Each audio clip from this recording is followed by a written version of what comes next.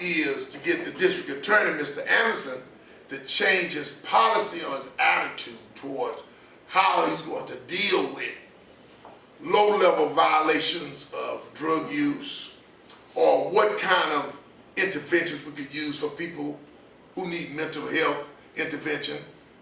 By the way, the state of Texas passed $250 million for increased mental health social services this year.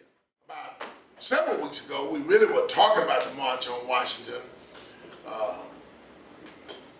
as a means for us to be able to take some young people to review history. I mean, obviously, 50 years when we first started meeting here, I made the statement, this year is 50 years. McGee, as a candidate for District D, I'm just saying to you, this year is 150 years of the Emancipation Proclamation. 50 years for the March on Washington. And they're going to have now, as Mr. Fountain has shared with me today, the initial schedule came out, as Ms. Daniels said today, the Deltas at their national meeting in Washington, where Reverend Bernice King spoke, they've now released a 5-day series of activities, Ms. Brock, which really is going to be why I wanted to consider what was going to happen, because we might need to participate in more than just 1 or 2 days. Right. And so part of our effort has been to, as a group, work on what's relevant. We decided as a group, as a whole, and many of us agreed that many of our young people will never have a chance to go to Washington, D.C. This is a tremendous historic opportunity. And many of us who, like myself, this will be our last time, because there won't be another 50th year celebration that I will be able to participate in. So it's not only history, it's historical.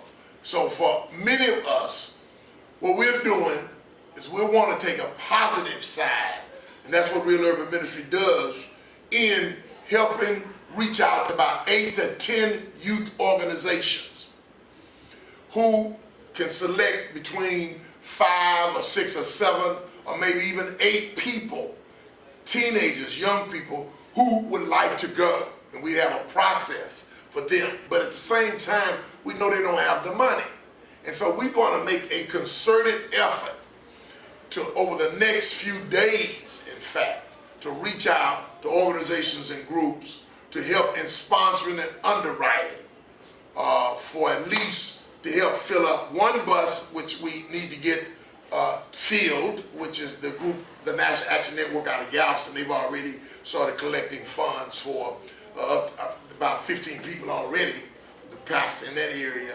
So we need to help fill up that bus the best we can, and then for a potential 2nd bus.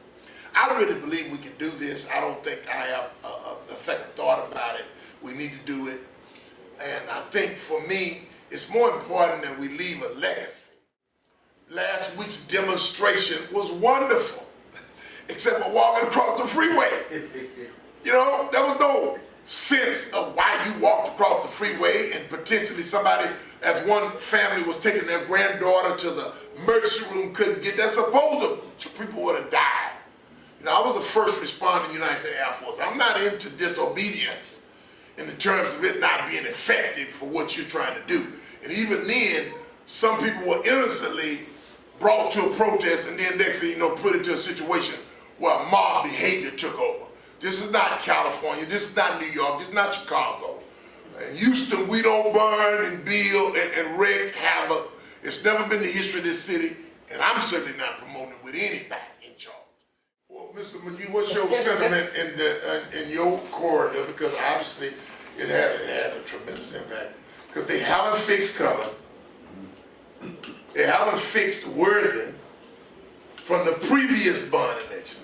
And you and Mr. Charles White, several others made adamant discussion about that. They haven't fixed them. There's been no accountability to where the money went or what you're using now. So what's y'all sentiment in that area, I mean, community now that they see this? Well, I don't see Worthing. I don't see Worthing getting the bond money from 07 or 2012. Right. I don't see Sterling seeing 72 million. I don't see Jack Yates seeing 59 million. People keep signing these blank checks and they're gonna keep cashing them. That's it. That's just the bottom line. I mean, their original plan was to combine Sterling, Worthing, and Jones. Now they came back all over again. Now they're saying that Worthing has the worst principal out there. Now, if you notice, they started work at Worthing right before that bond. Right. As soon as the bond passed, the work ceased. Stop, yeah. It stopped. The contractors was doing horrible work before the bond. Right. You know, it doesn't take 7 years to build anything. You can build 2 stadiums. Chavez High School, Westside High School was in the Yeah. 98 bond, and both was built in 2000. That's right, yeah. So I don't see it happening. I mean, if you look at the feeder patterns right now, Right. the only thing we have out there good are the elementary schools. Yeah. But the parent is not going to take their kid from an exemplary elementary school Right. and put them in an Apollo program. It's not going to happen. Right. So they know everything that our community needs to survive, like the trade programs and the schools within our neighborhoods. They taking them away from us. They're not there. They're not there. I mean, We don't have a middle school out there. Right That's now- being fixed. no. Just like right now, it was no reason that Cullen and Ryan should have been in Lamar feeder pattern in the first place. Correct. That's right. So it's Lamar is slated for a new school too, to some degree. just to some degree. Okay. To some degree. I mean, even the people at Bel-Air, they had sense enough to vote against that bond Right. because they know what happened in the past. Now, HISD, since year 2010, they had 298 schools. Now they're down to 279 schools, meaning there should be a surplus in their budget and not a deficit. They have 19 fewer schools to take care of. So I don't see, and take fences of trades. They took the trades all of us got for free. Right. Now ACC have them. And now our kids who are economically disadvantaged have to go over there and pay for these trades we used to get for free. And if they want it for free now, they have to go to jail.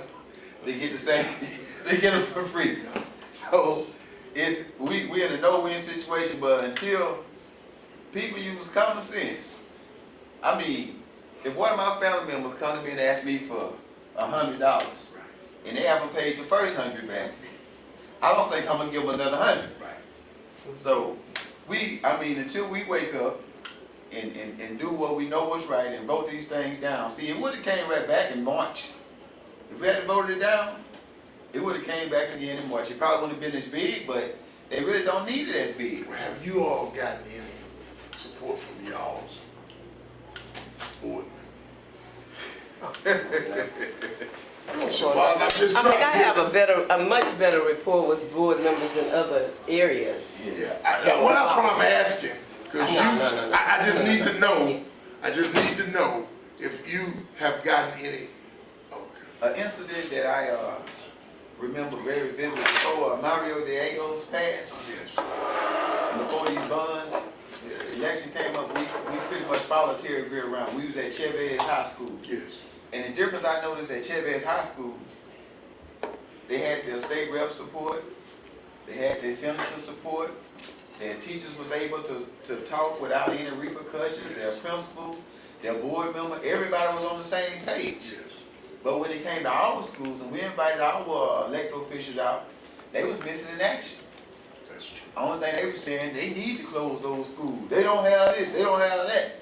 You know, but when the bond was in 2007, they was hollering around, ain't no schools in my district go close and all that. But as soon as the schools started to close, they was MIA. But I don't think it's good to close schools and open up halfway houses in our neighborhoods. We're gonna have more halfway houses than we have churches pretty soon. Because right now we finna be fighting down in Brazoria County because those were our cases Right.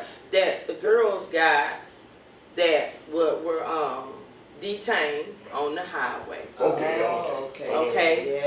Yeah. And that was searched. They had the cavity search. That's our case. Where it's been all over. That's our case. But we're gonna ask you all to go with us and help us. Yes. Because Missouri seems like they don't understand What you mean? that. They seem like they don't understand. They have not did anything to their officer Now, believe me, the Attorney General's office done been here and talked to us. Right. They want to talk, but we don't want to talk until you get rid of that other office. Right.